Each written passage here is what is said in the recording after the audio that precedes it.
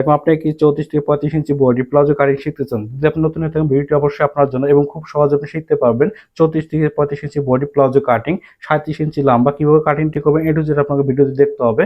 তো আপনি ভিডিওটি স্ক্রিন না করে পুরো ভিডিও দেখবেন, অবশ্যই আপনি কাটিংটি খুব সহজ শিখবেন। তো আমরা এটু যেটা আমরা কাটিং এ চলে যাব। সম্মানিত দর্শক আসসালামু আলাইকুম, আপনি কি 35 ইঞ্চি 34 থেকে 35 ইঞ্চি বডি প্লাজো কাটিং করতে চান, যদি করতে চান ভিডিওটি আপনার জন্য, অবশ্যই আপনি সহজে কাটিংটি করতে পারবেন। এটা চলুন আমরা কাটিং এ চলে যাব। তো এই জায়গায় কাপড় নিয়েছি আমরা 2 গজ পরিমাণ কাপড়, যে কাপড়টি নিয়েছি আপনারা দেখতে পাচ্ছেন আড়াই হাতা পানা কাপড়। সেই কাপড়টি আমরা যে পানা সাইডে যে আছে সেই সাইড থেকে আমরা কাপড়টি ডাবল ভাঁজ করে নিব। তো আপনাকে এই জায়গায় লক্ষ্য করে কাপড়টি আপনাকে এই জায়গায় ডাবল করে নিতে হবে। তো এভাবে ডাবল করে নেওয়ার পরে আমরা এই জায়গা থেকে কাপড়টি সুন্দর করে ভাঁজ করে নিব। তো এই ভাঁজটি করে নেব আমরা, এটা আরেকটা ভাঁজ দিয়ে আমরা 4 পাট এক জায়গায় করে নিব। তো এভাবে 4 পাট আপনাকে এক জায়গায় করে নিতে হবে, সুন্দর করে কাপড়টি ভাঁজ করে নিতে হবে। নেওয়ার পর আমরা এই জায়গা থেকে রাবারের জন্য আগে মার্কটি মেজারমেন্ট করে নিব। তো এই জায়গা থেকে আমরা 1.5 ইঞ্চি পরিমাণ প্রত্যেক একটা মেজারমেন্ট করে নিব।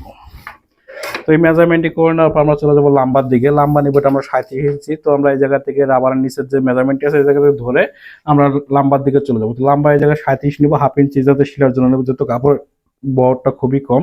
সেক্ষেত্রে আপনাকে ভিতরে কাপড়টি আপনাকে অবশিষ্ট কাপড়টি জয়েন দিতে হবে।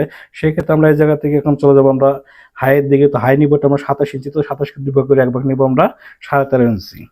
তো এই দাগটি নেওয়ার পর আমরা এই জায়গা থেকে সুন্দর করে আমরা এটা সোজা করে টেনে নিব। টেনে নেওয়ার পর আমরা এই জায়গা থেকে সাইডের নিচের দাগগুলো অবশ্যই আমাদের এই জায়গা থেকে দাগগুলো করে নিতে হবে। তো এই দাগটি করে নেওয়ার পর আমরা চলে যাবো এখন রানের লুজটি আছে, রানের লুজ দিব এটা আমরা।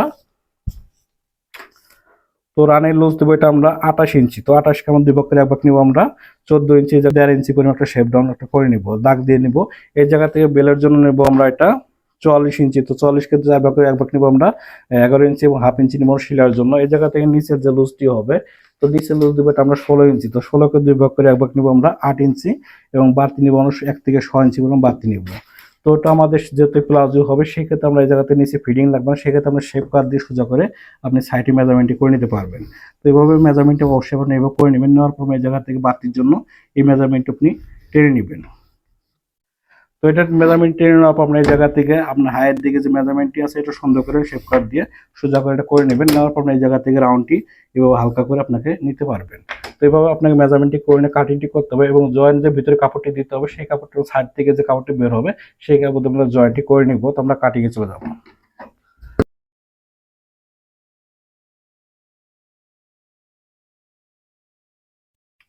তো আমরা কাটিংটি করে নিলাম। কাটিংটি করে নেওয়ার পর সাইড থেকে যে কাপড়টি বের হয়েছে নিচে যে ভিতরে জয়েন দিতে হবে কাপড়টি আমাদের অবশিষ্ট কাপড়টি, সেই কাপড়টি আমরা সাইড থেকে কাপড়টি কিন্তু আমরা জয়েনের কাপড়টি বের করে নিব।